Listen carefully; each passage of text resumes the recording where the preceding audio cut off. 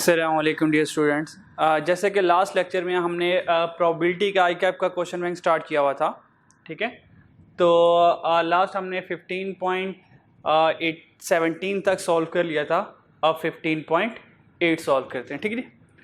तो 15.8 हमें कह रहा है कि if event A means that exactly 150 out of 500 person plan to purchase a PC, यानी कि 500 में से 150 बंदों ने प्लान किया कि वो पीसी परचेज करेंगे, ठीक। एक सिस्टम परचेज करेंगे, डेस्कटॉप सिस्टम परचेज करेंगे, ठीक है जी, कंप्यूटर सिस्टम परचेज करेंगे। B mean that B event क्या है कि 500 में से 160 लोगों ने ये प्लान किया है कि वो भी पीसी परचेज करेंगे, वो भी डेस्कटॉप सिस्टम परचेज करेंगे। फिर उसने कहा कि इवेंट ए और बी क्या है। उसने कहा इवेंट ए और बी क्या है। हम कहेंगे, देखें, अगर इस क्वेश्चन को मैं कंपैरिजन करवाऊं अपने एक टेबुलेशन फंक्शन क्वेश्चन से, याद है कि जिस क्वेश्चन में हमने ये कुछ स्केच बनाया था, ये देखिएगा जरा, अभी जरा थोड़ी सी बात कि यूज पीटीसीएल और नॉट यूज पीटीसीएल, ठीक। और फिर यहां पे हमने क्या लिखा था, हमने कहा था कि यूज सेल फोन और नॉट यूज सेल फोन, ऐसा ही है। तो हमने कहा था कि यूज पीटीसीएल, जो पीटीसीएल फोन यूज करने वाले हैं, अज्यूम करें वो 10 लोग हैं, जो पीटीसीएल यूज नहीं करते वो 20 लोग हैं। और फिर हमने कहा कि टोटल हमारे पास 30 लोग आ गए। और हमने कहा जो टोटल सेलफोन यूज करने वाले लोग हैं वो कितने हैं, जो टोटल सेलफोन यूज करने वाले लोग हैं हमने कहा अज्यूम करें वो 15 है। और जो सेलफोन यूज नहीं करते वो लोग कितने हैं, हमने कहा अज्यूम करें वो हमारे पास वो भी 15 है, ताकि 15 30 और 10 से 20 30 हो जाए। फिर हमने कहा कि कितने लोग ऐसे हैं जो पीटीसीएल भी यूज करते हैं, सेल फोन भी यूज करते हैं। आज से हमने वो कहा कि वो हमारे पास 6 लोग हैं। 6 लोग ऐसे हैं जो पीटीसीएल यूज करते हैं और सेल फोन भी यूज करते हैं। इसका मतलब ये 6 लोग कॉमन आ रहे हैं, ये 6 लोग कॉमन आ रहे हैं, यानी कि ये 6 लोग ऐसे हैं जिनके पास पीटीसीएल की भी अवेलेबिलिटी है और सेल फोन की भी अवेलेबिलिटी है। तो something is common, something is common. तो ये हमारे पास जो कॉमन आता है, हमें पता है कि वो हमारे पास बनता है प्रोबेबिलिटी ए इंटरसेक्शन बी, यानी कि प्रोबेबिलिटी इंटरसेक्शन बी कितना है, हम कहेंगे 6 लोग हैं, ऐसे ही है। अब इस क्वेश्चन में आए कि 500 में से 150 वो भी पीसी परचेज कर रहे हैं और 500 में से 160 वो भी पीसी परचेज कर रहे हैं, यानी कि दोनों सेम आइटम परचेज कर रहे हैं। ये वही बात होगी कि कुछ लोग पीटीसीएल परचेज कर रहे हैं और कुछ लोग जो हैं वो भी पीटीसीएल परचेज कर रहे हैं। और पीटीसीएल परचेज करना दो डिफरेंट लोगों का, ये समथिंग इज कॉमन नहीं है। समथिंग इज कॉमन तब होगा जब पीटीसीएल के साथ अज्यूम करें सेल फोन जो है वो कॉमन के तौर पर आ रहा होगा। तो दोनों सेम प्रोडक्ट यूज कर रहे हैं तो कुछ कॉमन नहीं आ रहा। अगर कुछ कॉमन नहीं आ रहा तो हमारे पास इवेंट कौन सा है, हम कहेंगे म्यूचुअली एक्सक्लूसिव इवेंट है, ठीक हो गया जी। नेक्स्ट देखते हैं हमारे पास क्वेश्चन क्या है। नेक्स्ट क्वेश्चन हमारे पास ये है कि हमने कहा कि if the probability of an event A is 0.2, जो इवेंट ए है उसकी जो प्रोबेबिलिटी है वो 0.2 है, यानी कि ए इवेंट की प्रोबेबिलिटी 0.2 होगी। और इस तरह इवेंट बी की प्रोबेबिलिटी क्या है, हमने कहा 0.3 होगी। और इसी तरह प्रोबेबिलिटी ऑफ आइदर ए और बी, आइदर ए और बी, जब भी मैंने कहा था नीदर और नॉर कवर्ड आ जाए या आइदर और कवर्ड आ जाए, ये दोनों एडिशन लॉ के लिए यूज हो रहे होते हैं। तो ए और बी कितना हो गया 0.5। उसने कहा देन ए एंड बी, बताएं ए और बी क्या हैं, बताएं A and B, A and B बताएं कौन से इवेंट है, mutually exclusive, independent, dependent, none of this. जल्दी से खुद सॉल्व करें, फिर इंशाल्लाह ताला मैं सॉल्व करूंगा। जल्दी से ट्राई फर्स्टली।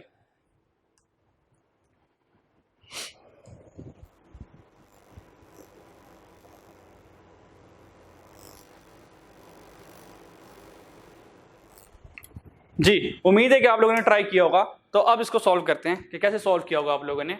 तो आप लोगों ने कहा कि ए और बी, यानी कि ये तो एडिशन लॉ का फॉर्मूला बन गया। देखिएगा कि इधर लिख रहा हूं फॉर्मूला, देखिएगा कि probability A union B is equal to probability of A plus probability of B minus probability of A intersection B. ये हमारे पास फॉर्मूला आ गया, ठीक है। ये हमारे पास फॉर्मूला आ गया। अब ए यूनियन बी कितना है, देखें ए और बी और होता है एडिशन लॉ के लिए, यूनियन का वर्ड होता है। तो ए यूनियन बी कितना 0.5, तो ए यूनियन बी की जगह आ गया 0.5, ठीक। प्रोबेबिलिटी ऑफ ए कितना 0.2, probability of A 0.2 plus probability of B कितना 0.3, तो प्रोबेबिलिटी ऑफ बी आ गया 0.3। बताएं कुछ कॉमन आ रहा है? उसने कुछ कॉमन के लिए कुछ नहीं बताया। उसने कहा ए एंड बी क्या है, यानी कि ए और बी इवेंट जो है, ए एंड बी जो है ये इवेंट। अच्छा, वो ये नहीं कह रहा फाइंड ए एंड बी, यानी कि फाइंड ए इंटरसेक्शन बी, ये फाइंड करो, वो हरगिज ये नहीं कह रहा, वो क्या ही नहीं रहा, ठीक है। अगर वो ये कह रहा था तो ए इंटरसेक्शन बी हमारा 0 आ रहा है, ठीक है। तो देखें 0.2 प्लस 0.3, तो देखें 0.5 इक्वल टू 0.5 आ गया। ये तो इक्वेशन बैलेंस हो गई। इसका मतलब हुआ क्या कि ए इंटरसेक्शन बी तो यहां पर है ही नहीं, ए इंटरसेक्शन बी 0 है। अगर ये ए इंटरसेक्शन बी 0 आ रहा है, इसका मतलब क्या है? इसका मतलब है कुछ कॉमन नहीं आ रहा, नथिंग इज कॉमन। अगर कुछ कॉमन नहीं आ रहा होता, कुछ कॉमन नहीं आ रहा होता, बताएं इवेंट कौन सा होता है? म्यूचुअली एक्सक्लूसिव होता है, इंडिपेंडेंट होता है, डिपेंडेंट। इंडिपेंडेंट डिपेंडेंट तो हो ही नहीं सकता क्योंकि लग एडिशन लॉ हो रहा है, ए और बी मीन एडिशन लॉ। या तो इवेंट म्यूचुअली एक्सक्लूसिव होगा या तो नॉट म्यूचुअली एक्सक्लूसिव होगा। हमने अभी प्रूव किया, हमने कहा कुछ कॉमन तो आ ही नहीं रहा। अगर कुछ कॉमन नहीं आ रहा तो इवेंट इज म्यूचुअली एक्सक्लूसिव, तो हम टिक कर देंगे इस म्यूचुअली एक्सक्लूसिव, ठीक हो गया जी। अच्छा जी, नेक्स्ट देखते हैं।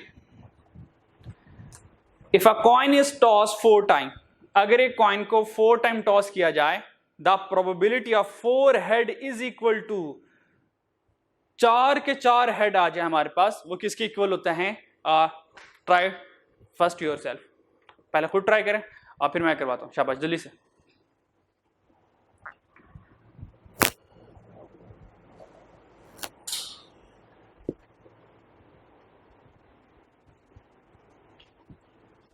जी, उम्मीद है कि आपने सॉल्व किया होगा। उसने कहा अ कॉइन इज टॉस्ड 4 टाइम, तो सबसे पहले इसको टारगेट करें ना, 4 टाइम को। अ कॉइन इज टॉस्ड 4 टाइम।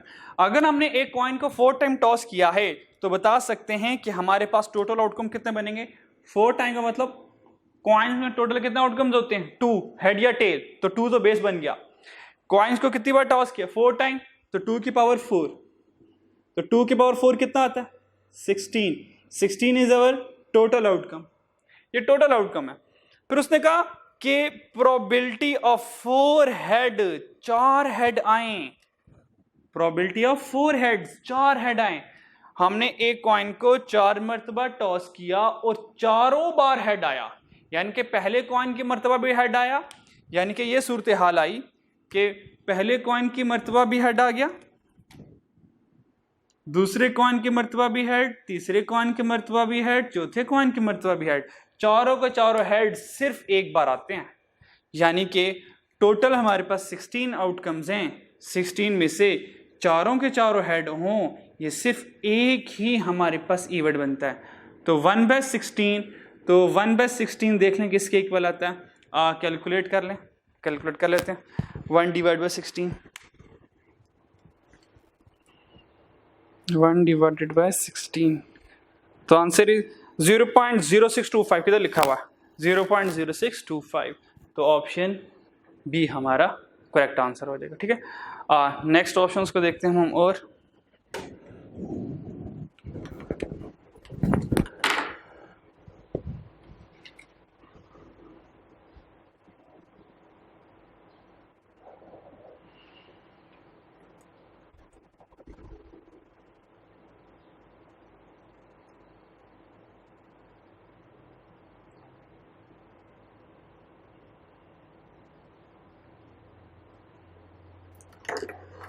हमारे पास 21 है। ठीक, 21 इवेंट एमसीक्यू देखें क्या कहता है। 21 कहता है कि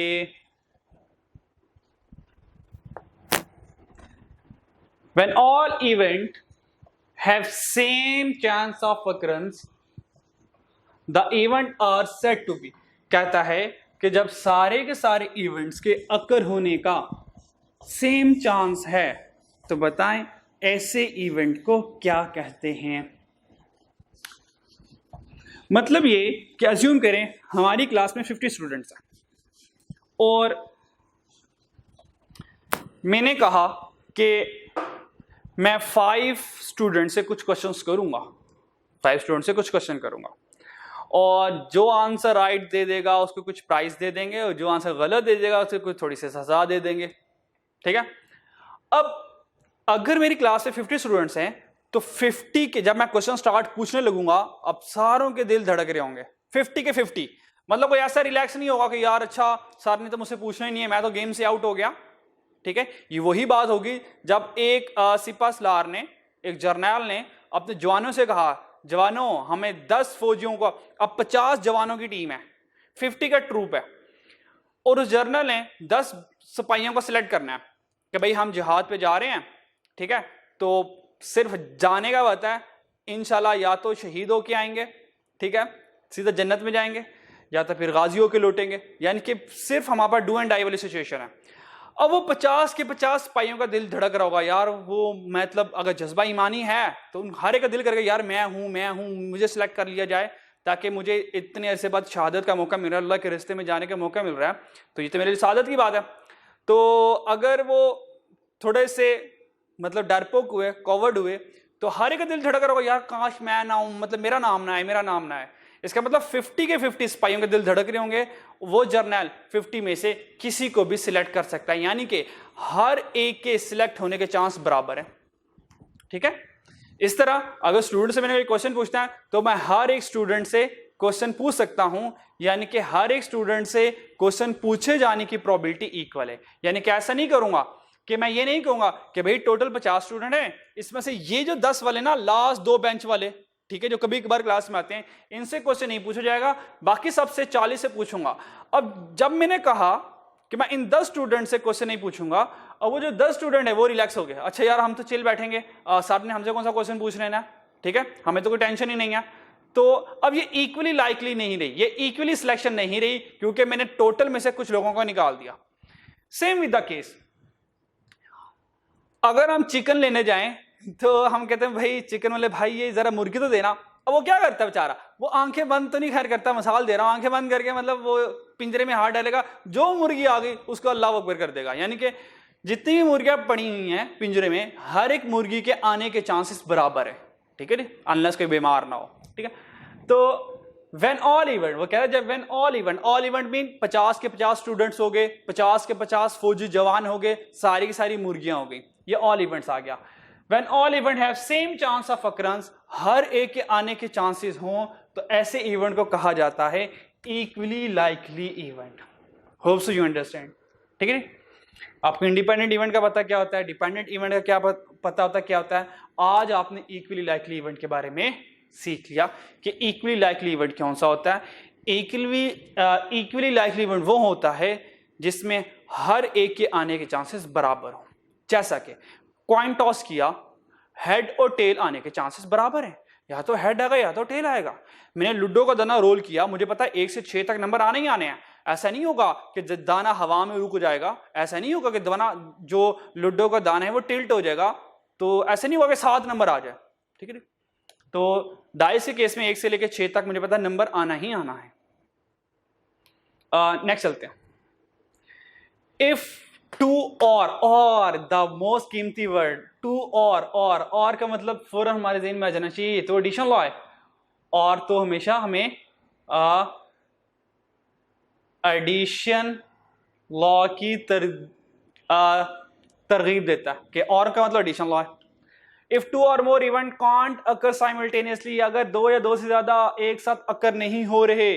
एक साथ नहीं अकर होने का मतलब क्या होता है? एक साथ नहीं अकर होने का मतलब होता है कुछ कॉमन नहीं आ रहा। तो बताएं कुछ कॉमन नहीं आ रहा किस में होता है? म्यूचुअली में या नॉट म्यूचुअली में? बताएं जल्दी से। म्यूचुअली एक्सक्लूसिव, म्यूचुअली में कॉमन नहीं और आ रहा होता, ठीक है। और कितने अच्छे आएगा है भी इतना अच्छा माशाल्लाह, उसने नॉट म्यूचुअली की ऑप्शन ही नहीं दी ताकि बच्चा कंफ्यूज ना हो, ठीक है। तो भाई इंडिपेंडेंट तो नहीं हो सकता ना, नॉट इक्विलिब्रियम नहीं हो सकता, ठीक है। तो ये इक्वली लाइकली है लेकिन म्यूचुअली एक्सक्लूसिव होगा। नेक्स्ट, अच्छा नेक्स्ट नजर आ रहा है, ठीक है। अच्छा जी 15.23 the probability of event A is 0.01। ये 0.01 जो है ये डेसिमल फॉर्म में लिखा हुआ है। अगर मैं इस 0.01 को परसेंटेज फॉर्म में लिखूं तो कितनी परसेंटेज बनती है? आई थिंक सो 1% बनती है। ये 1% बनती है, ठीक है। तो वो कह रहा है if the probability of event is 1%, अगर किसी इवेंट के अक्कर होने की प्रोबेबिलिटी सिर्फ 1% है, इसका मतलब 1% का मतलब है कि 1% वो इवेंट अक्कर होगा, 99% श्योर है कि वो इवेंट अक्कर नहीं होगा। ये वही वाली बात है कि अगर मैं ये कह दूं कि हमें 1% यकीन है कि हमारी टीम जीतेगी, इसका मतलब 99% यकीन है हमारी टीम हार जाएगी, ठीक है। या दूसरे लफ्जों में हमें 1% यकीन है कि हमारी टीम हार जाएगी, इसका मतलब 99% यकीन है कि हमारी टीम जीत जाएगी, ठीक है। तो इसका मतलब ये किसी भी काम होने के बहुत कम चांसेस है। Which of the following statement is correct? बताएं इनमें से कौन सी स्टेटमेंट करेक्ट होगी? इनमें से कौन सी स्टेटमेंट करेक्ट होगी? ये देखते हैं, the event is unlikely to occur. देखते हैं जरा इसको। B, the event is expected to occur about 10%। हमने कहा नहीं माजरत, ये तो 1% है, तुम 10% कैसे झूठ बोल रहे हो हमारे साथ, ठीक है। ऊपर तो 1% लिखा हुआ, तुम 10% कह रहे हो। हमने कहा नहीं भाई नहीं, तुम्हारे पे तो कांटा लगाया ना, ये कांटा लगा दिया आपने, ठीक है। सी कह रहा है the event can not occur. हमने कहा बड़े तुम नालायक बंदे हो, इतनी तो हमें प्रोबेबिलिटी खुद को आती है कि इवेंट कैन नॉट अकर। क्यों नहीं इवेंट अकर होगा? इवेंट तब अकर नहीं होता जब हमने कहा 0% प्रोबेबिलिटी हो। और 0% प्रोबेबिलिटी का मतलब क्या? हमने कहा हम तो माशाल्लाह पढ़े लिखे हैं, हमने तो पढ़ कर आए हैं। इसका मतलब ये होता है कि इम्पॉसिबल इवेंट है, इम्पॉसिबल इवेंट है। और हमें पता है इम्पॉसिबल इवेंट नहीं है क्योंकि 1% अकर हो रहा है, 1% उसकी प्रोबेबिलिटी है, इवेंट इम्पॉसिबल नहीं है। नन ऑफ द अबव सोचते हैं।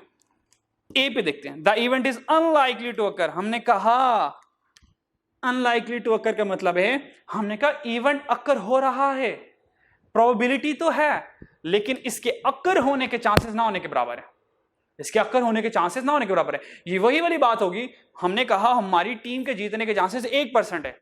बताएं कोई उम्मीद लगाएगा कि हमारी टीम जीत सकती है? हम कहेंगे यार 1% जीतने के चांसेस का मतलब है कि 100% डूबी। इसका मतलब यह है कि अनलाइकली टू अकर, ये इवेंट अकर होने के चांस है ही नहीं, यानी कि हमारी टीम के जीतने के चांस है ही नहीं, ठीक है। तो ऑप्शन इज करेक्ट ऑप्शन, ठीक है। इसको जल्दी से रिवाइज कर लें फिर नेक्स्ट करवाता हूं।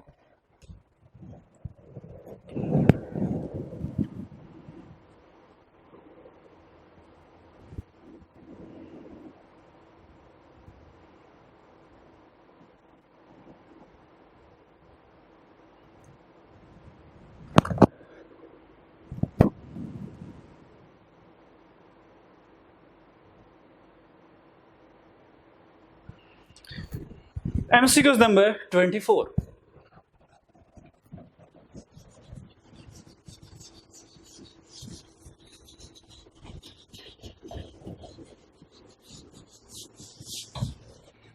MCQ 24 ये कह रहा है, देखिएगा कि वो ये कह रहा है कि if a coin is tossed 5 time, अगर हम एक कॉइन को लो, हमने कहा हमसे तो 4 कॉइन नहीं संभाले जा रहे थे आई का, तो हमसे 5 कॉइन पूछे जाओ। हमने कहा एक बार हमें जरा चैप्टर 16 में जाने दे, 4 कॉइन क्या 5 कॉइन क्या, तुम बेशक 10 कॉइन ले आओ, हम बिल्कुल टेंशन नहीं लेने वाले, ठीक है जी। तो if a coin is toss 5 time, अगर हम एक कॉइन को 5 टाइम टॉस करें, 5 हेड इज इक्वल, अच्छा द प्रोबेबिलिटी, उसकी प्रोबेबिलिटी क्या आती है? सबसे पहले हम काबू करते हैं 5 टाइम्स को। हमने कहा 5 टाइम्स के जरा टोटल आउटकम तो चेक करें कितने आते हैं। तो हमने जब टोटल आउटकम चेक किया, हमने कहा 2 की पावर 5 यानी कि 32, 2 की पावर 5 32 बनता है, ठीक है। कैसे? 2, ठीक है, 32 बन जाता है। हमने कहा कि टोटल आउटकम जो हैं वो 32 हैं। 5 हेड, मुझे बताएं जब एक कॉइन को 5 मरतबा टास्क करूंगा उसमें 5 हेड आने की प्रोबेबिलिटी क्या है? 5 हेड आने की प्रोबेबिलिटी सिर्फ एक होती है, 1 2 3 4 5। जब मैंने 5 कॉइन को टॉस किया और हर कॉइन में हेड हेड आता जा रहा है, इस तरह के कितने हमारे पास सैंपल स्पेस होंगे? सिर्फ एक होगा। इस तरह कितने इवेंट होंगे? सिर्फ एक होगा। मतलब सिर्फ एक पेयर ऐसा होगा, पांचों के पांचों कॉइन में हेड नजर आ रहा होगा, वरना हर एक किसी में हेड आ रहा होगा, किसी में टेल ज्यादा आ रहा होगा, किसी में हेड ज्यादा आ रहा होगा, किसी में टेल ज्यादा आ रहा होगा, ठीक है। यानी कि 5 हेड वाले सिर्फ एक इवेंट होता है। तो यानी कि इसकी प्रोबेबिलिटी क्या बनी? 5 हेड आने की प्रोबेबिलिटी क्या बनी? 1/32। 5 head is equal to the probability of 5 tail. कहता है 5 हेड की प्रोबेबिलिटी क्या 5 टेल की प्रोबेबिलिटी के बराबर होती है? हमने कहा 5 हेड की प्रोबेबिलिटी तो 1/32 आ रही है, और 5 टेल की प्रोबेबिलिटी चेक करते हैं, यानी कि 5 हेड की प्रोबेबिलिटी 1/32। अब चेक करते हैं 5 टेल की प्रोबेबिलिटी क्या। हमने कहा हमने 5 कॉइन टॉस किया, पांचों पर टेल आया, यानी कि फर्स्ट कॉइन पे भी टेल आया, सेकंड में भी टेल, थर्ड में भी टेल, फोर्थ में भी टेल एंड फिफ्थ में भी टेल आया। पांचों कॉइन में टेल आया, तो इस तरह कितने इवेंट है? सिर्फ एक। तो 5 टेल की प्रोबेबिलिटी क्या हुई? हमने कहा 1/32, क्योंकि पांचों के पांचों टेल हों, इस तरह का सिर्फ एक इवेंट है और टोटल आउटकम्स कितने हैं? 32। तो प्रोबेबिलिटी क्या बनी? 1/32। तो देखें इक्वल हो रहा है, 1/32 इज इक्वल 1/32। हमने कहा हाँ ऑप्शन ए तो सही है, हमने कहा ऑप्शन ए सही है। फिर 5 head is equal to 0 tail. हमने कहा 5 हेड का मतलब होता है 1/32, और 0 टेल का मतलब भी 5 हेड होता है। 0 टेल का मतलब कोई टेल नहीं आ रही। तो देखें अगर कोई टेल नहीं आ रही तो कह सकता हूं पांचों के पांचों हेड आ रहे हैं। तो यहां पर भी क्या मतलब है? 0 tail mean all head, 0 tail mean 5 head. तो इसकी प्रोबेबिलिटी 1/32 है। तो देखें ये भी बराबर आ रहा है, 1/32 इज इक्वल टू 1/32। ये भी सही है, ये भी सही है, बिल्कुल सही है। फिर कहता 5 हेड, तो हमें पता 5 हेड की प्रोबेबिलिटी क्या है? 1/32। उसने कहा क्या 5 हेड इक्वल है 0 हेड के। हमने कहा 0 हेड का मतलब होता है, 0 हेड का मतलब होता है ऑल टेल। 0 हेड का मतलब होता है ऑल टेल, और ऑल टेल मीन यहां पे 5 टेल है, और 5 टेल की प्रोबेबिलिटी क्या? 5 टेल की प्रोबेबिलिटी क्या? 1/32। इसका मतलब ये भी 1/32 है। क्या ये देखें 1/32 इज इक्वल है 1/32 के? हमने कहा बिल्कुल है। इसका मतलब right option is all of the above होगा, ठीक है, कि हर एक प्रोबेबिलिटी इक्वल चल रही है, इक्वल चल रही है, ठीक है। अच्छा आपके माइंड में ना ये सवाल आ रहा होगा, सर यहां पे तो लकीली ऐसा हुआ कि आई कैप ने 5 हेड पूछ लिए, 5 टेल पूछ लिए, 0 टेल पूछ लिया, 0 हेड पूछ लिया, यानी कि 5 हेड वाला सिर्फ एक इवेंट होता है, 5 टेल वाला भी एक इवेंट होता है, 0 टेल का मतलब पांचों के पांचों हेड हों वो भी एक इवेंट होता है, 0 हेड मीन 5 टेल हों वो भी एक इवेंट होता है। सर अगर वो यहां पे हमसे पूछ लेता कोई 4 हेड आ रहे हैं, 3 हेड आ रहे हैं, तो अब हम वो तो नहीं ऐसे कर सकते ना, उसके लिए तो हमें 32 किधर गया 32 सैंपल स्पेस बनाने पड़ने थे। तो मैं कहता हाँ बिल्कुल 32 सैंपल स्पेस बनाने पड़ने थे। तो मैं कहूँगा इसके आंसर के लिए थोड़ा सा सब्र कर लें इंशाल्लाह। जैसे चैप्टर 16 में जाएंगे वो 2 हेड छोड़ के 3 हेड पूछे हमसे, 4 हेड पूछे, एटलीस्ट 2 हेड पूछे, एट मोस्ट 3 हेड पूछे, हमें कोई टेंशन नहीं होगी, हमारे आंसर मिनटों में आ जाएंगे without making any sample space. ठीक है, थोड़ा सा वेट के साथ, सब्र के साथ। ठीक है, अच्छा आगे चलते हैं। The probability of 2 mutually exclusive event is, अगर हमारे पास 2 म्यूचुअली एक्सक्लूसिव इवेंट हैं, अब सबसे पहले हमें यह देखना है कि म्यूचुअली एक्सक्लूसिव इवेंट्स होते कौन से हैं। हमने कहा कि म्यूचुअली एक्सक्लूसिव इवेंट्स हमारे पास वो इवेंट्स होते हैं जिसमें कुछ कॉमन नहीं आ रहा। म्यूचुअली एक्सक्लूसिव इवेंट्स और those event not occur together. अगर इवेंट अकर टुगेदर नहीं है तो बताएं इनमें से कौन सी स्टेटमेंट सही है। हम कहेंगे ये वाली सही है। क्या देखें, म्यूचुअली एक्सक्लूसिव का फॉर्मूला ये बनता है ना, A union B is equal to probability of A plus probability of B। बात समझ आ रही है? और अगर यहां पे ये लिखा होता the probability of 2 not mutually exclusive event, अगर एग्जामिनर ये लिखता कि नॉट म्यूचुअली एक्सक्लूसिव इवेंट, तो मैं किस इवेंट को सही करता? तो देखें ये भी गलत, ये भी गलत, क्योंकि नॉट म्यूचुअली का फॉर्मूला ये नहीं होता। ये तो स्टार्टिंग फेज है ना, एंड वाला फेज कंप्लीट फॉर्मूला तो नहीं है। ये ए भी गलत, बी भी गलत, सी भी गलत, तो मैं कहता नन ऑफ दीज, मैं नन ऑफ दीज कहता, मैं नन ऑफ दीज कहता। और हाँ, अगर सी में वो एग्जामिनर ये लिखता minus probability of A intersection B, मैं कहता हाँ, अब नॉट म्यूचुअली एक्सक्लूसिव वाला सी वाला फॉर्मूला कंप्लीट हो गया, तो राइट ऑप्शन इज सी। ठीक हो गया? नेक्स्ट देखते हैं, तब तक रिवाइज करें इसको आप।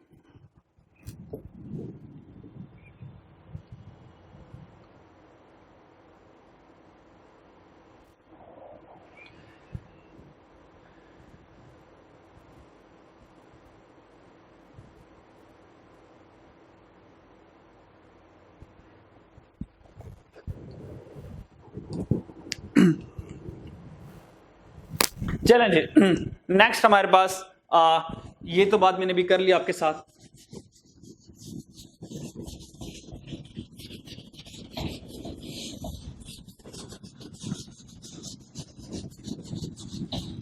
ये भी आपके साथ मैंने बात की कि अगर नॉट म्यूचुअली एक्सक्लूसिव होता, देखें अब ये फॉर्मूला कंप्लीट हो गया, तो हम कहेंगे ऑप्शन सी सही है। Next, the probability of 2 independent event, अगर इंडिपेंडेंट इवेंट होता है तो हमें बताओ उसकी प्रोबेबिलिटी क्या होती है इंडिपेंडेंट इवेंट की। हमने कहा A intersection B is equal to probability of A multiply by probability of B। तो बताइए ये कहां लिखा हुआ है, ये कहां लिखा हुआ है? ऑप्शन बी में लिखा, option B is correct option. Got it? Next देखते हैं, the probability of 2 non independent. भैया नॉन इंडिपेंडेंट इवेंट तो हमने कभी पढ़ा ही नहीं है, यह कौन सा इवेंट आ गया? मतलब हमने तो 2 इवेंट पढ़े हैं, हमने पढ़े थे एक होता है इंडिपेंडेंट इवेंट, एक होता है डिपेंडेंट इवेंट। ये नॉन इंडिपेंडेंट इवेंट कौन सा हो गया? भैया नॉन इंडिपेंडेंट का मतलब है वो इवेंट जो इंडिपेंडेंट नहीं है। अगर इंडिपेंडेंट नहीं है, ऑब्वियस बात है उसका मतलब कि ये डिपेंडेंट इवेंट है। तो डिपेंडेंट इवेंट का दूसरा नाम नॉट इंडिपेंडेंट। बताएं इनमें से कौन सा डिपेंडेंट इवेंट है? हम कहेंगे ये वाला भी नहीं, ये तो इंडिपेंडेंट इवेंट है। हाँ, ये वाला probability of A multiply by probability of be given that A has already occurred. तो ऑप्शन सी हमारा राइट आंसर होगा। ठीक है, इस तरह 29 देखते हैं कि 29 में कौन सा सही होगा। The sum of the probability of 2 complement event. हमने कहा यार ये कंप्लीमेंट इवेंट कौन से होते हैं? पता नहीं आइकम नए नाम हमसे पूछता जा रहा है। हमने कहा हाँ याद आया, कंप्लीमेंट इवेंट के बारे में सर ने बताया था। कंप्लीमेंट इवेंट वो होता है कि जो ऑपोजिट चल रहा हो दिन रात, good bad, failure success, win loose, ये सारे के सारे हमारे पास कंप्लीमेंट इवेंट हैं। ठीक है, जैसे कि टोटल प्रोबेबिलिटी 1 होती है, 1 में से अगर मैं फेलियर की प्रोबेबिलिटी माइनस कर दूं तो किसकी प्रोबेबिलिटी मेरे पास आ जाएगी? पास की आ जाएगी। ठीक है, तो ये कंप्लीमेंट्री इवेंट होता है। यानी कि हमारे पास कुछ ये होता है, यानी कि probability of pass plus probability of fail is equal to 1, यानी कि दो इवेंट की प्रोबेबिलिटी हमेशा 1 होगी। अब पास फेल को डेथ अलाइव कर लें, मरने की प्रोबेबिलिटी जिंदा रहने की प्रोबेबिलिटी 1 के इक्वल होगी। Success failure, good bad, good items defective items कुछ भी कर सकते हैं, ठीक है जी। तो पास होने की प्रोबेबिलिटी से हमारे पास 0.7 है, फेल होने की प्रोबेबिलिटी 0.3 है, तो टोटल प्रोबेबिलिटी कितनी आ गई? 1 आ गई। अगर इसी क्वेश्चन को मैं कंटिन्यू करूं, और मैं आपसे ये कह दूं कि आपके पास क्वेश्चन स्टूडेंट ये है कि प्रोबेबिलिटी ऑफ पास होने की प्रोबेबिलिटी 0.65 है, बताएं कि फेल होने की प्रोबेबिलिटी क्या है? बस एग्जामिनर ये लिखा हुआ, एग्जामिनर ने ये नहीं बताया कि टोटल प्रोबेबिलिटी इसकी 1 होती है, बस ये बता दिया कि पास की प्रोबेबिलिटी 0.65 है, फेल की प्रोबेबिलिटी बताओ क्या। हमने कहा पास और फेल तो एक कंप्लीमेंट इवेंट है। अगर मैं टोटल प्रोबेबिलिटी 1 है, उसमें से पासिंग की प्रोबेबिलिटी जो कि 0.65 है वो माइनस कर दूं तो 0.35 मेरे पास फेलियर की प्रोबेबिलिटी आ जाएगी, ठीक है। तो ये कंप्लीमेंट इवेंट होता है, ठीक है। इसको रिवाइज कर लें जल्दी से।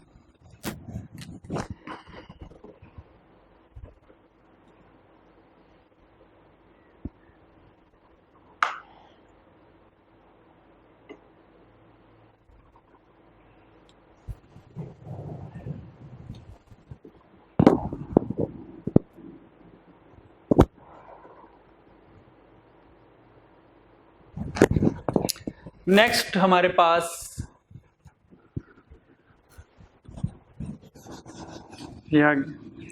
तो होप्स आपको कंप्लीमेंट्री प्रोबेबिलिटी का पता चल गया होगा, क्योंकि हम ये पहले भी कर चुके हैं, इसलिए आपको पहले भी थोड़ा आइडिया था, अब थोड़ा सा और आइडिया हो गया आपको, ठीक है।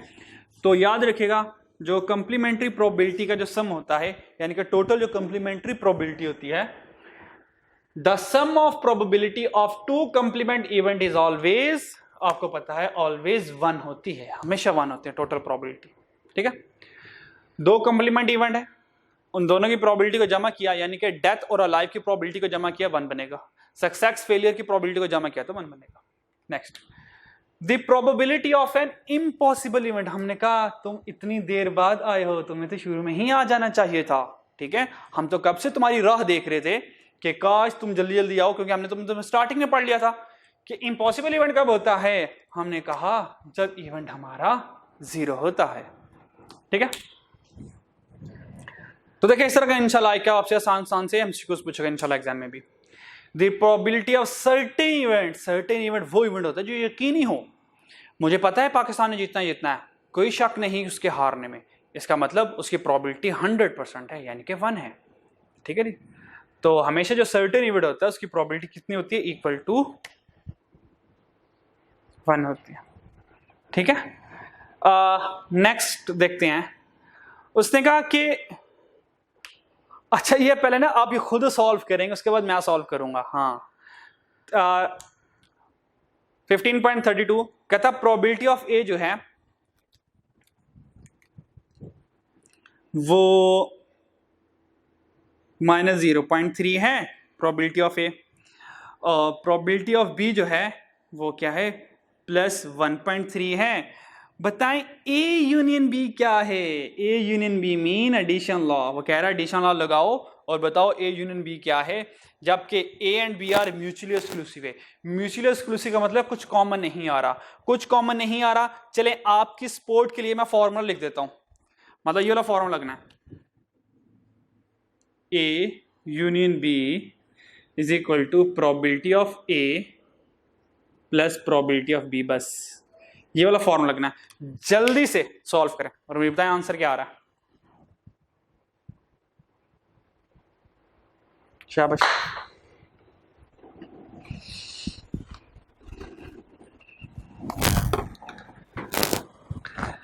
जी हो सो आपने इसको सॉल्व किया होगा, तो फिर से एक बार रिवाइज कर लें, जरा देखते हैं आपने कैसे सॉल्व किया। लग पता जाता है वो कितनी प्रोबेबिलिटी आ गई है, प्रोबेबिलिटी आ भी रही है कि बस ऊपर से गुजरी जा रही है, तो इंशाल्लाह भी चेक हो जाएगा कि आपके कितने कॉन्सेप्ट क्लियर हैं और आप बातों को कितनी गहराई से सुनते हैं और बातों को कितनी गहराई से समझते हैं। अभी टेस्ट हो जाएगा, आपके सारे हालात इंशाल्लाह ताला अभी क्लियर हो जाएंगे।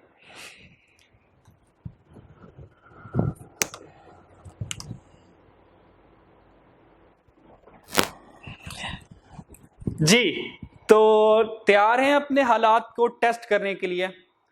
ये जो क्वेश्चन है ना 15.32, ये हमारा केमिस्ट्री में लिटमस टेस्ट है।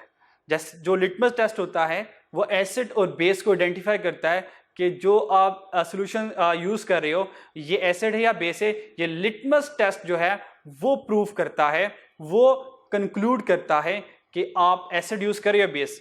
तो ये क्वेश्चन हमारा ना लिटमस टेस्ट है, ये क्वेश्चन हमारा तय करता है कि हमें प्रोबेबिलिटी आ रही है या नहीं आ रही है। ठीक है, चले मैं सॉल्व करता हूं।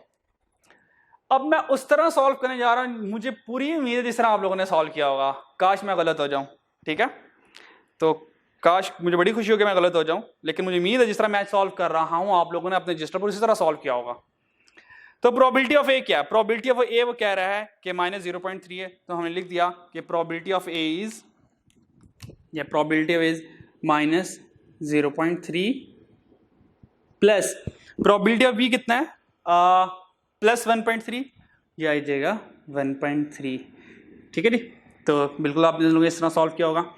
तो -0.3 plus 1.3, answer is 1, answer is 1। Answer क्या आया मेरे भाइयों? आंसर आया हमारा 1। ये 1 कहां लिखा हुआ है? ऑप्शन ए में।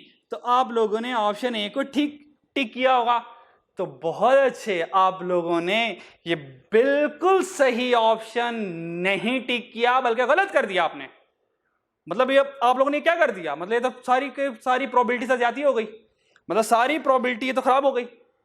मतलब ये आंसर तो 1 आ गया, ये आंसर 1 आ गया, मैं मान रहा हूं ये कैलकुलेशन के बाद आंसर 1 आता है, लेकिन क्या ये आंसर 1 हमारा आंसर है? हमने कहा नहीं, ये हमारा आंसर नहीं है। आप कहेंगे सर वो क्यों आंसर नहीं है? हालांकि मतलब करें जरा प्लस माइनस करें, मैथ आपको भी माशाल्लाह आती है इतनी, तो प्लस माइनस आपको करना आता ही है। इनको जरा प्लस माइनस करें, आंसर 1 आ रहा है। मैं कहूंगा बिल्कुल 1 आ रहा है, लेकिन ये 1 हमारा आंसर नहीं है। इसको तो मैं क्रॉस लगाऊंगा, बल्कि इसको भी 1 को भी क्रॉस लगाऊंगा, नजर ही ना आए हमें। ये इसने हमें गुमराह किया। वो इसलिए किया क्योंकि भाइयों आपको पता होना चाहिए प्रोबेबिलिटी नेवर भी नेगेटिव, प्रोबेबिलिटी भी नेवर भी ग्रेटर देन 1। ना ही प्रोबेबिलिटी 1 नेगेटिव होती है, ना ही प्रोबेबिलिटी 1 से एक्सीड करती है। इसका राइट आंसर ये था नन ऑफ दीज। हम कहेंगे ये गलत डाटा दिया तुमने, गलत फेक डाटा दिया हुआ तुमने, रॉन्ग डाटा दिया हुआ। हमने कहा भाई नेगेटिव होती नहीं प्रोबेबिलिटी, एक इवेंट होने के हम ये कह सकते हैं कि ये इवेंट नहीं होगा, उसकी प्रोबेबिलिटी 0 है, इम्पॉसिबल इवेंट है। ये थोड़ी होता है मैं कहूंगा इस काम के होने के चांसेस -2% है। ओ भाई ये कौन सा इवेंट हुआ? ठीक है, टोटल हमारे पास प्रोबेबिलिटी 1 होती है, तो ये 1.3 से ऊपर क्या करने जा रहा है? यानी कि ये प्रोबेबिलिटीज है ही नहीं है हमारे पास। तो इसलिए हमारा आंसर क्या आएगा? नन ऑफ दीज आएगा। इसको याद कर लें और ये याद रख लें, ये बात लिख लें। प्रोबेबिलिटी इसके साथ लिख लें, प्रोबेबिलिटी नेवर बी नेगेटिव, और इसके साथ लिख लें कि probability never be greater than 1। यहां पे दोबारा लिखें ताकि आपको ये बात याद रहे, ग्रेटर देन 1 प्रोबेबिलिटी। और हाँ, वो स्टूडेंट शहजादे जिन्होंने नन ऑफ दीज लिखा और उन्होंने ये सोच लिया कि यार प्रोबेबिलिटी तो सर ने कहा था नेगेटिव होती नहीं है, और प्रोबेबिलिटी जो है वो जो 1 से ग्रेटर होती नहीं है, यानी कि 1 आंसर तो हो नहीं सकता। -1.6, अच्छा मैं जरा रेस कर दूं, अब अगर किसी ने नोट करना है वो नोट कर ले, फिर मैं रेस कर रहा हूं जरा ताकि ऑप्शन हमारे पास थोड़ी सी विजिबल हो जाए। तो उन्होंने कहा कि प्रोबेबिलिटी नेगेटिव पॉजिटिव तो हो नहीं सकती, इसका मतलब 1 भी नहीं है, और ये क्या 1.6 1 से ग्रेटर, ये भी आंसर नहीं हो सकता। फिर यहां पे ऑप्शन क्या आ रहा है? बी -1.6 ने कहा माइनस की प्रोबेबिलिटी नहीं होती, इसका मतलब हमारा right answer is none of these. इसको देखना जरा अच्छे से।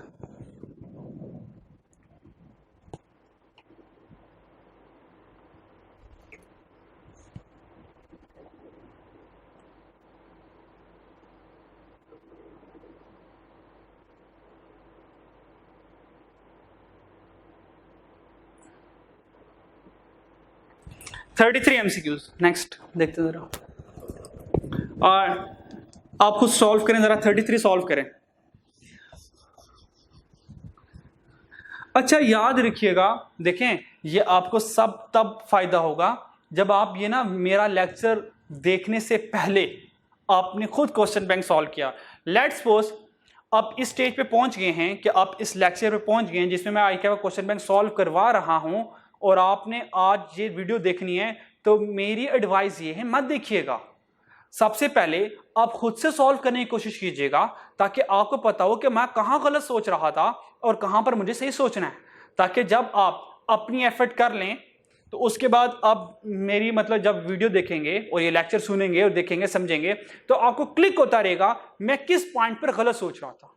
फिर उसका फायदा ये होगा नेक्स्ट टाइम अब वो पॉइंट कभी गलत नहीं सोचेंगे, ठीक है। लेकिन अगर आप ये कहेंगे कि नहीं नहीं बस हम सर के साथ ही प्रैक्टिस कर लेते हैं, तो देखें आपकी खुद की सोचने की सलाहियत डंप हो जाएगी, आप खुद सोच नहीं पाएंगे कभी भी। आप हमेशा डिपेंडेंट हो जाएंगे कि यार सर ने क्वेश्चन करा ही देना है, सर के साथ ही कर लेंगे, खुद से क्या सोचना। भाई ऐसे नहीं होगा। Now you becoming a future chartered accountant, आपने जो डिसीजन लेने होंगे आपने अपनी सोच से लेने होंगे। देखें हम यूनिक क्यों हैं, चार्टर्ड अकाउंटेंट यूनिक क्यों है, MBA से BBA से या अदर बॉडी से यूनिक चार्टर्ड अकाउंटेंट क्यों है, क्योंकि इसके पास खुद की सोचने की सलाहियत बहुत स्ट्रांग हो जाती है। आई क्या मतलब इसको इतना रगड़ा देता है, यानी कि अगर किसी ने BA किया, ठीक है, अब वो BA क्या होगा 2 साल में आराम से हो जाएगा, ऑनर है 4 साल में आराम से हो जाएगा, हंसते खेलते BA हो जाता है। मतलब जिंदगी वैसी नॉर्मल चल रही होती है, वैसे हमारा मोबाइल चल रहा होगा, सोशल नेटवर्किंग वैसे चल रही होगी, उसके बाद दोस्तों से मिलना जुलना, फैमिली से मिलना जुलना वैसे चल रहा होगा, और साथ साथ माशाल्लाह हमारा BBA ऑनर भी चल रहा होगा। लेकिन CA ऐसा नहीं होता। CA चलने के लिए या तो CA चला लो या तो घर वालों को, दोस्तों को, मोबाइल को, लैपटॉप को, सोशल एक्टिविटीज को चला लो, ठीक है। तो CA थोड़ी सी कुर्बानी मांगता है। वो कुर्बानी क्या है, हम डीपली चीजों को देख रहे होते हैं, ठीक है। तो हमने जो सोचना है, हमारी जो थिंकिंग पावर है वो आउट ऑफ द बॉक्स होनी चाहिए। यानी कि एक जो MBA वाला सोच रहा है, क्या मैं भी उस तरह सोचूंगा, तो मेरे और MBA में फर्क क्या होगा, हमारे में जो फर्क, जो डिस्टिंक्शन होगी वो हमारी थिंकिंग पावर होगी। हम जो आइडियाज प्रेजेंट करेंगे अगले हैरान रह जाएंगे, यार कमाल का बंदा है तू, मतलब इतने बेहतरीन आइडियाज कहां से आते हैं। हम कहेंगे ये हमने सारा CA में सीखा कि हम खुद से सोचते थे। देखें चीजें वजूद में कैसे आई, मोबाइल वजूद में कैसे आया, ये इलेक्ट्रिसिटी जो बल्ब है और इलेक्ट्रॉनिक इक्विपमेंट्स हैं, जो AC हैं, लैपटॉप से प्रोजेक्टर वजूद में कैसे आए हैं, किसी ने सोचा होगा। अगर हम सोचते ना, क्या हम ये क्रिएटिविटी, क्या ये इन्वेंशन कर सकते? बिल्कुल ना कर सकते। तो प्लीज सोचना जरूरी है। जब सोचेंगे तो सोचने से ही कौमें बेहतरीन होती हैं, क्योंकि सोचने से रास्ते मिलते हैं, ठीक है। अच्छा जी, तो प्लीज पहले खुद सोचिएगा, वो सही सोचें गलत सोचें इसके ऊपर बहस नहीं है। आप सारे क्वेश्चन गलत करते कोई रोला नहीं है, कोई टेंशन नहीं है, लेकिन कम से कम आपने अपनी एफर्ट तो की, ठीक है जी।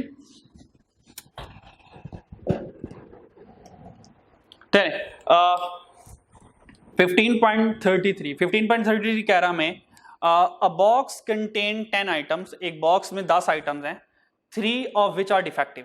कहता है 10 में से 3 डिफेक्ट हैं। If 4 are selected at random, हम 4 आइटम्स को सिलेक्ट करेंगे विदाउट रिप्लेसमेंट के साथ, the probability that at least 2 are defective, कम से कम 2 डिफेक्टिव होंगी, कम से कम 2 डिफेक्टिव होंगे। अगर इस तरह का कोई क्वेश्चन आ जाए जिसमें हमने कुछ आइटम्स को, कुछ प्रोडक्ट्स को, कुछ गुड्स को, कुछ बॉल्स वगैरह को सिलेक्ट करना है, तो इसके लिए हमेशा आपको एक स्केच बनाना पड़ेगा। और स्केच क्या है, स्केच मैं आपको बना देता हूं। अ बॉक्स कंटेन 10 आइटम, 10 में से 3 डिफेक्टिव है, यानी कि जो स्केच बनेगा कुछ इस तरह बनेगा कि कुछ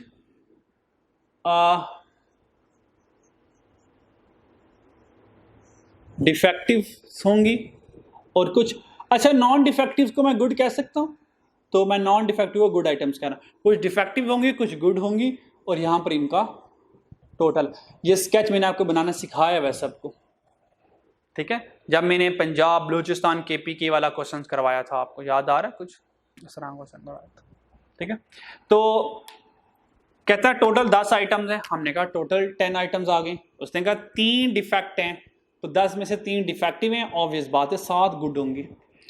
सिलेक्शन कितने करनी है, 4 आर सिलेक्टेड, हमें पता है सिलेक्शन हमेशा टोटल के नीचे आता है, 4 हमने आइटम सेलेक्ट करनी है। The probability that at least 2 are defective, बस ये कीमती वर्ड है, at least डिफेक्टिव है। हमने कहा एटलीस्ट 2 आ गया, हमने ये देखें, हमने ये एग्री किया हुआ है कि एटलीस्ट और एटमोस्ट के जब भी लफ्ज हम देख लेंगे प्रोबेबिलिटी में, सबसे पहले इनका उर्दू तर्जमा लिख लेना, हमने उर्दू तर्जमा लिख लेना। एटलीस्ट 2 का मतलब क्या? हमने कहा एटलीस्ट 2 का मतलब होता है कि 2 डिफेक्ट भी हो सकते हैं और 3 डिफेक्ट भी हो सकते हैं और 4 डिफेक्ट भी हो सकते हैं। जैसे मैंने 4 लिखा, इसने मुझे रोक दिया, उसने कहा भाई किधर, टोटल डिफेक्टिव ही 3 है, तुम 4 कहां से लेके आई जा रहे हो? हमने कहा माजरत, हमने उससे सॉरी किया और हमने कहा बिल्कुल सही कह रहे हो कि तुम डिफेक्टिव ही 3 हो, तो 3 से आगे हम नहीं जा पाएंगे। तो अब कॉम्बिनेशन मुझे पूरा करना है 4 का, तो 2 अगर यहां से सिलेक्ट कर रहा हूं तो 4 का कॉम्बिनेशन पूरा करने के लिए 2 यहां से सिलेक्ट करूंगा, ठीक। 3 यहां सेलेक्ट कर रहा हूं कॉम्बिनेशन पूरा करने के लिए, 1 यहां सेलेक्ट करूंगा, तो 3 और 1 4 बन जाएगा, बस आंसर आने वाला हमारा। अगला कीमती वर्ड, क्वेश्चन को अच्छे तरीके से अंडरस्टैंड कर लीजिएगा, देख लीजिएगा कि आपने फाइंड क्या करना है। उसने कहा फाइंड द प्रोबेबिलिटी। यहां पे वो 2 लफ्ज एग्जामिनर पूछता है, या तो वो प्रोबेबिलिटी फाइंड करवाता है या तो वो यहां से नंबर ऑफ वेज कैलकुलेट करवाता है, नंबर ऑफ वेज। दोनों का तरीका सेम है, दोनों का तरीका सेम है, ठीक है जी। तो सबसे पहले हम देखते हैं कि हमारा आंसर क्या आता है। हमने कहा कि बस ठीक है, कॉम्बिनेशन लगाना है हमने। 3 में से 2 डिफेक्टिव है, सबसे पहले अलग कॉम्बिनेशन कि 3 में से 2 डिफेक्टिव है, तो 3C2 आ गया। मल्टीप्लाई बाय 7 में से 2 गुड्स आइटम है, तो मल्टीप्लाई बाय 7C2, ये हमारा एक कॉम्बिनेशन कंप्लीट हो गया। क्योंकि एक और कॉम्बिनेशन नीचे है तो अगला कॉम्बिनेशन प्लस के साथ आएगा। वो क्या है कि 3 में से 3 डिफेक्ट है, 3 में से 3 डिफेक्टिव है, मल्टीप्लाई बाय 7 में से 1 डिफेक्टिव है, 7 में से 1 डिफेक्टिव है, तो ये हमारे पास नेक्स्ट कॉम्बिनेशन आ गया। इसका जो आंसर आएगा ना, ये जो न्यूमरेटर है, इसका जो आंसर आएगा, तो क्या है, प्रोबेबिलिटी का फॉर्मूला क्या होता है? प्रोबेबिलिटी का फॉर्मूला होता है favourable outcome divided by total outcome. ये जो फेवरेबल आउटकम होता है ये आपका नंबर ऑफ वेज होते हैं, ये जो फेवरेबल आउटकम्स है ये नंबर ऑफ वेज होते हैं। तो अगर मैं फेवरेबल आउटकम जो कि नंबर ऑफ वेज हैं उनको डिवाइड कर दूं, किससे? आपने टोटल आउटकम से। तो हमारे टोटल आउटकम क्या है? 10C4, 10 में से 4 आइटम सेलेक्ट करनी है, तो इन सब को कैलकुलेट करते हैं कैलकुलेटर से और देखते हैं आंसर क्या आता है।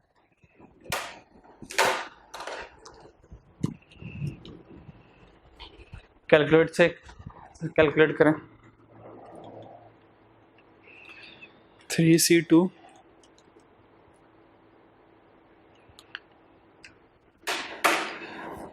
आंसर आ गया हमारे पास इन सब का 33.33%, ये आंसर आ गया।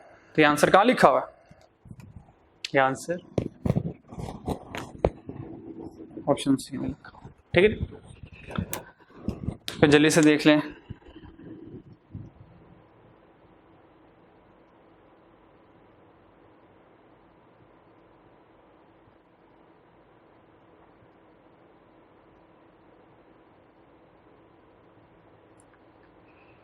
नेक्स्ट क्वेश्चन देखते हैं 34, 35, 36। 34, 35, 36 ये हमारे तकरीबन तीनों सेम है। किधर गया? 34, 30 तीनों सेम है, ठीक है। तो ये देखते हैं 3 हॉर्स ABC, कहते हैं हमारे पास 3 हॉर्स हैं ABC। A is twice as likely to win as B. A is twice, A के जीतने के चांसेस 2 गुना हैं B से, B के जीतने के चांसेस 3 गुना हैं C से। The probability that A win, बताओ A के जीतने के चांसेस क्या हैं? A के जीतने के चांसेस क्या हैं? ये एक ऐसा क्वेश्चन है जो हरगिज सॉल्व नहीं हो सकता जब तक हम कोई अजम्पशन ना ले लें। अजम्पशन के बगैर ये सॉल्व नहीं हो सकता, क्योंकि इतना देख के लग रहा है कि भाई कोई वैल्यूज नहीं दे रहा, कोई प्रोबेबिलिटी नहीं बता रहा, अब हम कैसे सॉल्व करें भाई ए की प्रोबेबिलिटी क्या? तो यहाँ पर ना मुझे एक अजम्पशन लेनी पड़ेगी। वो अजम्पशन ये है कि देखो जो भी प्रोबेबिलिटी होती है, जो भी होती है, मुझे ये पता है कि probability of A plus probability of B plus probability of C, तीनों घोड़ों की जो प्रोबेबिलिटी का सम होगा ना वो तो 1 होगा। इसके ऊपर तो हम सब एग्री करते हैं, बस ये एक असम्पशन लेते हैं, इसके ऊपर हम सब एग्री करते हैं कि तीनों की जो सम ऑफ प्रोबेबिलिटी होती है, हमें पता है sum of probability always equal to 1 होती है, सम ऑफ प्रोबेबिलिटी 1 होती है।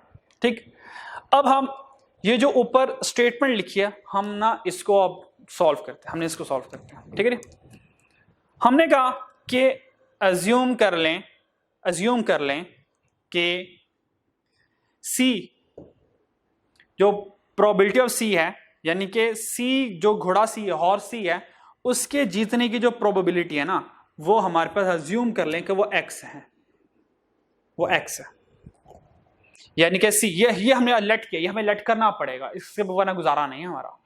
हमने ये लेट किया कि सी के जितने के, क्योंकि देखें हाँ जब भी कोई अननोन चीज होती है, ये मैथ का रूल है, हम लेट करके कोई वैल्यू असाइन करते हैं अननोन, फिर उससे क्वेश्चन सॉल्व करते हैं।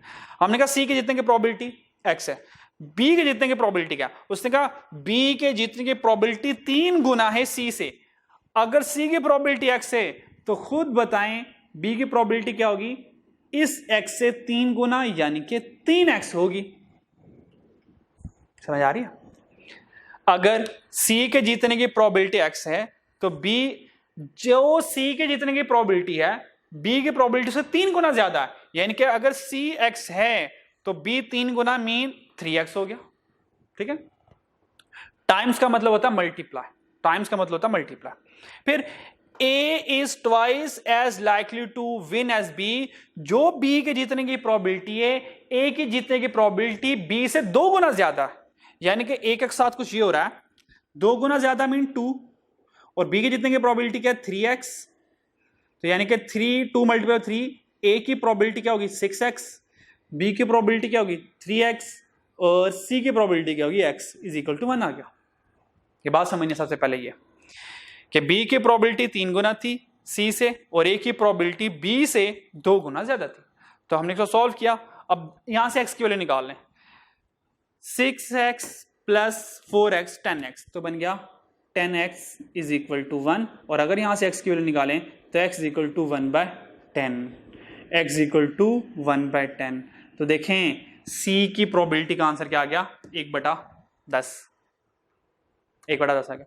लेकिन हमारा क्वेश्चन ही नहीं है, हमारा क्वेश्चन ये है कि मुझे प्रोबेबिलिटी फाइंड करो ए जीत जाए, तो हमने कहा ए के जीतने की प्रोबेबिलिटी क्या, ये देखिएगा, हमने कहा ए के जीतने की प्रोबेबिलिटी क्या, हमने कहा ये देखें, ये है ए के जीतने की प्रोबेबिलिटी, ये है 6x, ए के प्रोबेबिलिटी, ए के जीतने की प्रोबेबिलिटी क्या 6x, तो प्रोबेबिलिटी ऑफ ए क्या है,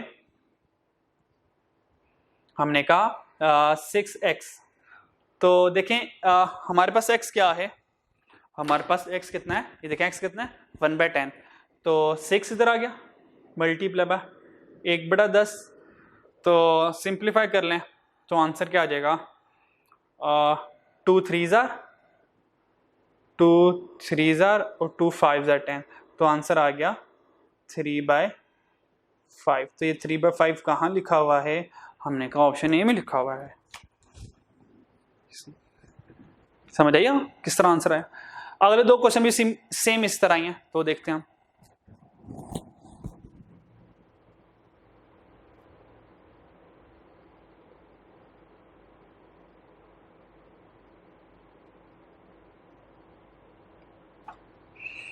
अच्छा जी, अगला क्वेश्चन भी सेम है, जैसे कि मैंने कहा था कि कोई इनमें डिफरेंस नहीं है।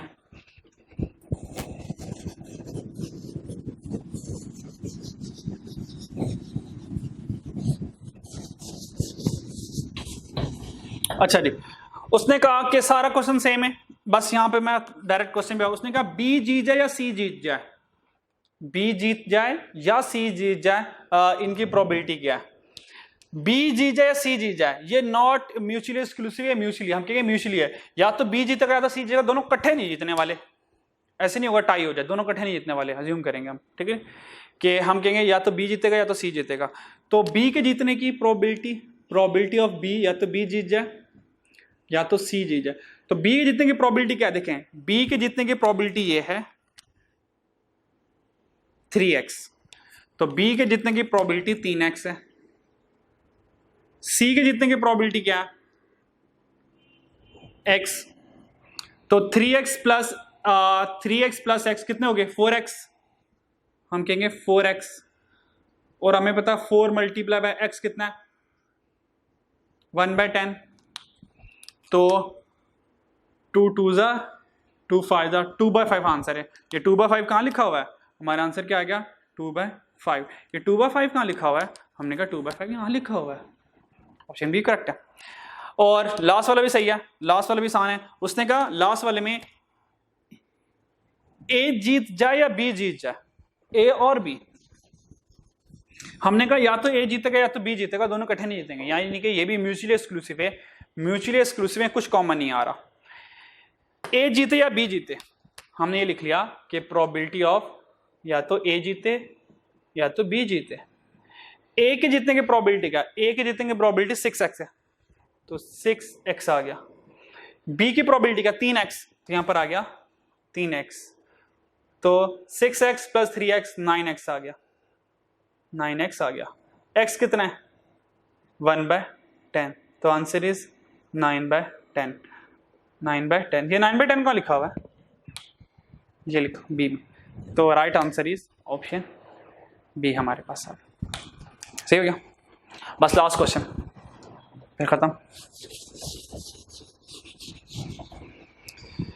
उसने कहा कि अगर प्रोबेबिलिटी ऑफ ए इक्वल है टोटल प्रोबेबिलिटी 1 है, अगर टोटल प्रोबेबिलिटी 1 है उसमें से मैंने बी माइनस किया तो मेरे पास ए आ गया, फिर ए एंड बी क्या, हमने कहा ए और बी जो है ये हमारे पास कंप्लीमेंट्री इवेंट है।